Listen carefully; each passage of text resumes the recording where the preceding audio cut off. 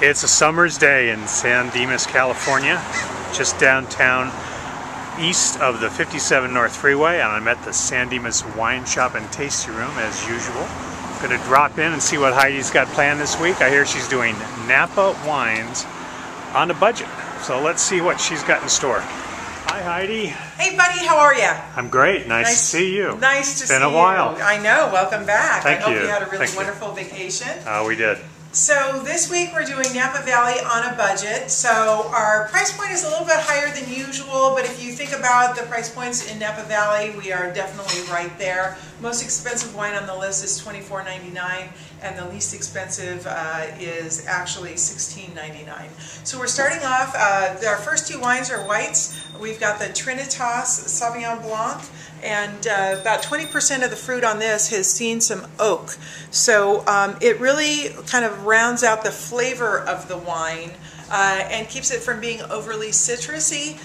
Kind of a classic thing that they do there in Napa Valley, as opposed to some of the other regions that do 100% stainless steel fermented and aged. Next we're moving on to the Trinitas Chardonnay. This one is about as butterball as you can get. It's butterscotchy both in the nose and on the palate. It's seen a fair amount of oak. In Orange County they call this cougar juice, and so we really like this wine. It's kind of fun, so if you're a cougar you may want to start drinking this. You might be able to, get lucky. Next we're moving on to the Hendry HRW Zinfandel. This is kind of in between the old world and new world style. It's not too austere, nor is it overly jammy. I think it's a wonderful wine for summertime, lighter in style, but it still has that classic spice of Zinfandel, and a really good price point at $16.99 a bottle. Next we're moving on to the Ramsey Merlot. This is second label for Kent Rasmussen. Ramsey is his wife's maiden name, and this is a little project they did with Merlot. I'm a huge fan of Merlot. To me it's just a softer, rounder version of Cabernet Sauvignon with all the classic profile of Cabernet. Black cherry plum. You get just a hint of oak on this. It's not overly jammy as well. So, and just enough bright acidity in this wine to make it a versatile food wine, something that you're going to want to have either with barbecue, but it, again, very versatile with any type of meat or pasta you can actually have this one with. Next, we're moving on to the Enfelt Cuvée. Cuvée is just a fancy French word for blend. Predominantly Cabernet Sauvignon, Merlot, Cab Franc, and a small amount of Syrah.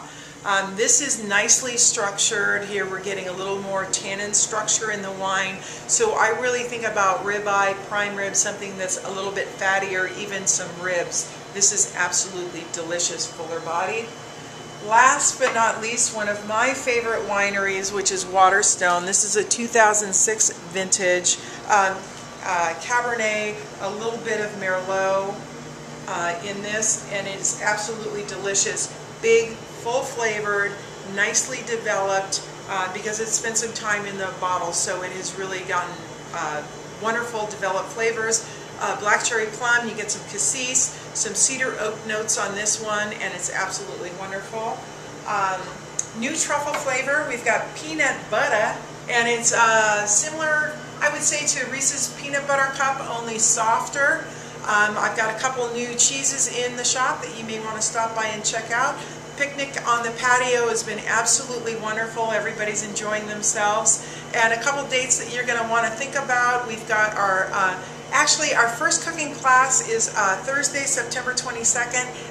Oops, I'm sorry, the one in July is actually sold out, but Thursday, September 22nd, which is going to feature comfort food, we have available. You can call the Village Kitchen Shop directly and make your reservation.